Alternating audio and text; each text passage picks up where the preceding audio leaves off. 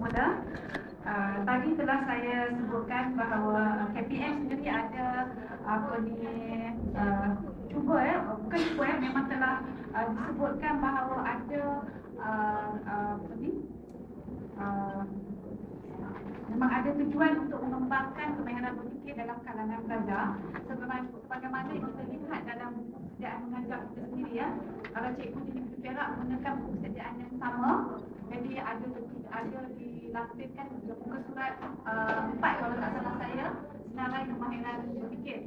Dan yang itulah tadi yang saya tanya kepada Prof tadi, kod 1 dan kod 4 yang saya sendiri kurang arif ya. Jadi kemudian balik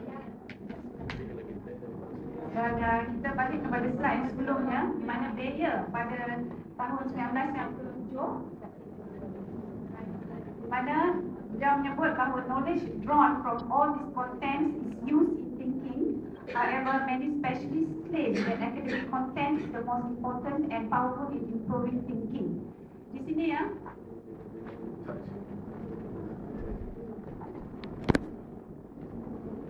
Maaf kalau ada lagi kesilapan yang tak boleh tak dapat ya, tak boleh keluar di sini.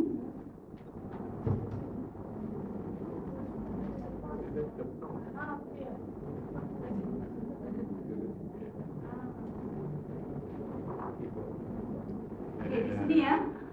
Saya huraikan sedikit saja sebab bahkan saya akan menjelaskan lebih detail bahawa di sini Bayer menyebut bahawa semua ilmu ataupun semua pengetahuan yang kita dapat daripada isi kandungan itu akan digunakan dalam untuk kita mengembangkan daya fikir atau untuk kita menjalankan kemahiran berfikir kepada pelajar kita dalam kelas, yang mana di sini kita lihat ramai orang yang dikatakan pakar dalam bidang ini menyebut bahawa isi kandungan ini sangat penting, yang mana dialah yang akan digunakan untuk menjalankan kemahiran berfikir. Tanpa sebarang konten guna ajar dia berdiri sendiri sebagaimana Edward Bono menyebut.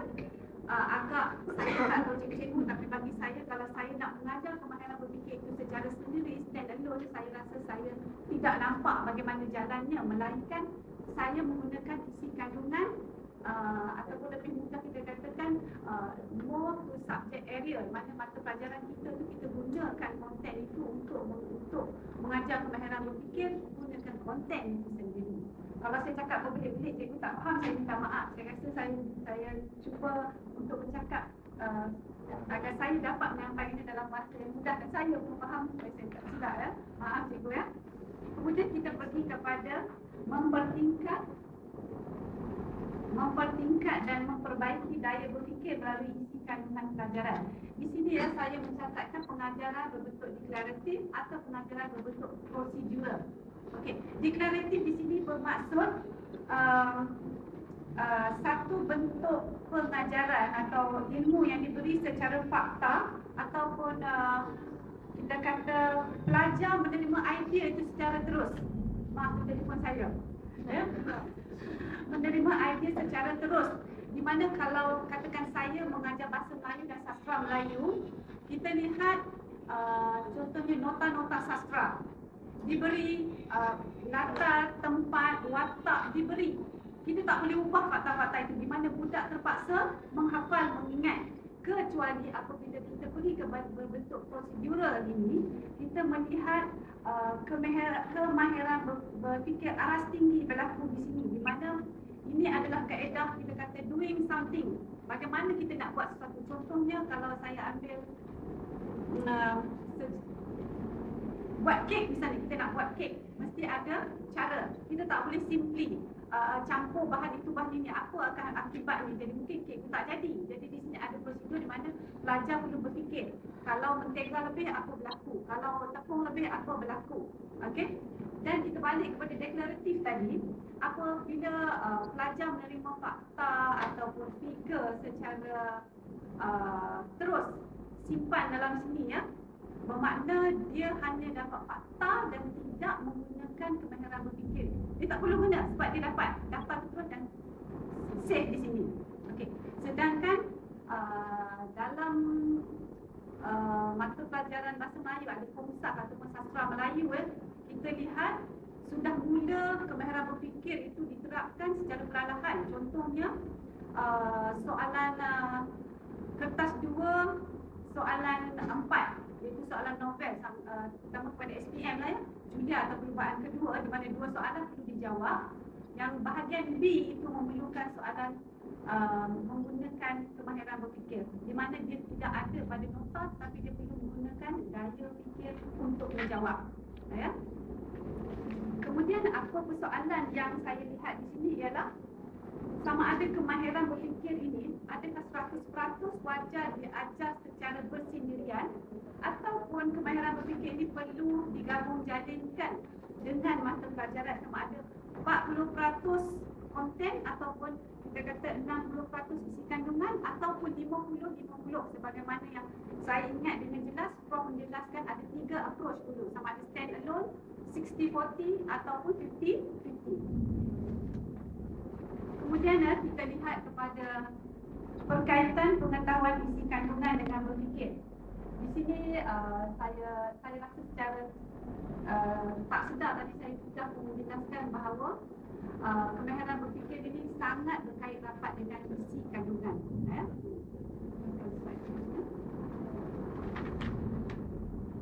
Kemudian kita lihat bagaimana peranan skemata dalam mempelajari isi kandungan, dan kita nak kaitkan dengan kemahiran berfikir. Okey, saya rasa cikgu pun dah tahu apa skemata. Skemata adalah pengetahuan sedia ada yang dah ada dalam bidang pelajar ya. Jadi kita sekarang nak mengajar bagaimana dia nak menggunakan skemata itu untuk belajar isi kandungan. Itu. Jadi kalau yang apa yang kami buat ni, kami tulis ini hanyalah ini sekadar nota saja. Satu skemata ini dilihat sebagai yang sedia ada dalam kepala, itu sajalah, ini sekadar nota. Cuma apa yang saya nak tekankan di sini, bagaimana skemata ini boleh bantu kita, terutama cikgu, untuk mengajar mata pelajaran kita. Okey, kalau di sini ya, kita lihat buku persediaan mengajar tadi.